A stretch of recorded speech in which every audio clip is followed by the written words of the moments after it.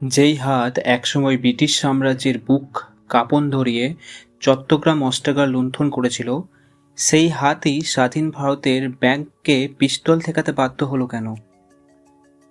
নমস্কার বন্ধুরা, আজ আমরা রিভিউ করতে চলেছি টলিউডের এই বছরের অন্যতম চর্চিত পিরিয়ড ড্রামা পথিকৃৎ বসুর পরিচালনায় এবং সুপারস্টার জিতের ক্যারিয়ারের সবথেকে সাহসী প্রজেক্ট কেউ বলে বিপ্লবী, কেউ বলে ডাকাত। অনন্ত সিংয়ের মতো একটা বিতর্কিত ঐতিহাসিক চরিত্রকে বড় পর্দায় ফুটিয়ে তোলা কতটা সফল হলো? এটা কি শুধুই কমার্শিয়াল হাইপ, নাকি সত্যিই বাংলা সিনেমার একটা ক্লাসিক বায়োপিক হতে পারল? চলুন কাটাছেঁড়া করে জেনে যাওয়া যাক একদম শর্ট রিভিউতে।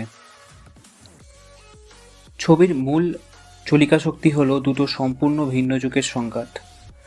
1930-এর অগ্নিযুগ, মাস্টারজা সূর্য সেনের নেতৃত্বে যুবকদের রক্তক্ষয়ী বিপ্লব, ব্রিটিশদের বিরুদ্ধে সরাসরি সশস্ত্র বিদ্রোহ এবং দেশমাতৃকার মুক্তির লড়াই। এবং সেকেন্ড, 1960-এর কলকাতা, দেশ স্বাধীন হওয়ার পর রাজনৈতিক চরম অস্থিরতা, সামাজিক বৈষম্য এবং স্বপ্নভঙ্গের ট্র্যাজেডি, যেখান থেকে জন্ম নেয় কলকাতার বুকে একের পর এক দুঃসাহসিক ব্যাংক ডাকাতি। চিত্রনাট্যকাররা এখানে অনন্ত সিংকে একপাশে হিরো বা সোজা ভিলেন বানানোর সস্তা পটে হাঁটেননি।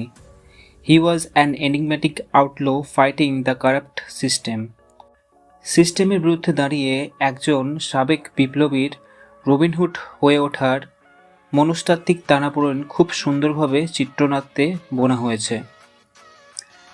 সিনেমার সেরা দিকগুলো: জিতের অভাবনীয় রূপান্তর। তথাকথিত মেইনস্ট্রিম অ্যাকশন হিরোর ইমেজ পুরোপুরি ভেঙে বেরিয়ে এসেছেন জিৎ। শারীরিক ভাষা, বচনভঙ্গি এবং চোখের তীক্ষ্ণতায় অনন্ত সিংয়ের ভেতরের ক্রোধ ও হতাশা দারুণভাবে ফুটিয়ে তুলেছেন। এটা নিঃসন্দেহে ওনার অভিনয়ের অন্যতম সেরা কাজ। টোটা রায়চৌধুরীর উপস্থিতি, একজন নিস্তবান পুলিশ অফিসারের চরিত্রে টোটাবাবু অসাধারণ।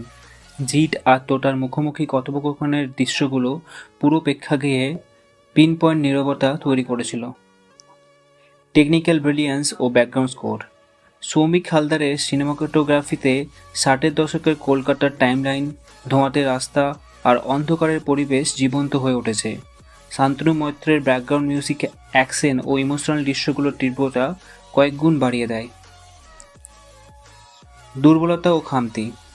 প্রথম হাফ যেখানে বুলেট ট্রেনের গতিতে চলে, দ্বিতীয় হাফে এসে টাইমলাইন মেলানোর চাপে গল্পে সামান্য ঢিলেমি চলে আসে। মেলোড্রামাটিক মুহূর্ত। কিছু কিছু মুহূর্তে ইমোশনকে জোর করে ড্রামাটিক করার চেষ্টা চোখে পড়ে। বাস্তববাদী টোনের সাথে মেলোড্রামার এই মিশ্রণ কোথাও কোথাও চিত্রনাট্যের গতি মন্থর করেছে। ফাইনাল ভার্ডিক্ট ও রেটিং। কিছু ছোটোখাটো ত্রুটি বাদ দিলে বাংলা চলচ্চিত্রে এমন বিগ স্কেল এবং সাহসিকতাপূর্ণ ঐতিহাসিক কাজ খুব একটা দেখা যায় না। যারা ভালো মানের পিরিয়ড অ্যাকশন সিনেমা পছন্দ করেন তাদের জন্য এটি অবশ্যই প্রেক্ষাগৃহে দেখার মতো কাজ। Final rating 3.75 out of 5, a powerful period action drama.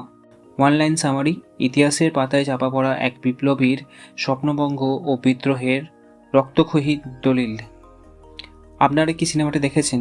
আপনাদের প্রিয় দৃশ্য কোথায় ছিল? কমেন্ট বক্সে লিখে জানান। আর কন্টেন্টটি ভালো লাগলে ভিডিওটা লাইক করে চ্যানেলটি অবশ্যই সাবস্ক্রাইব করুন। তো বন্ধুরা, আজকের মতো ভিডিওটা এখানেই শেষ করছি। অবশ্যই নতুন হলে চ্যানেলটিকে সাবস্ক্রাইব করুন। দিস ইজ তিলক জাস সাইনিং আউট।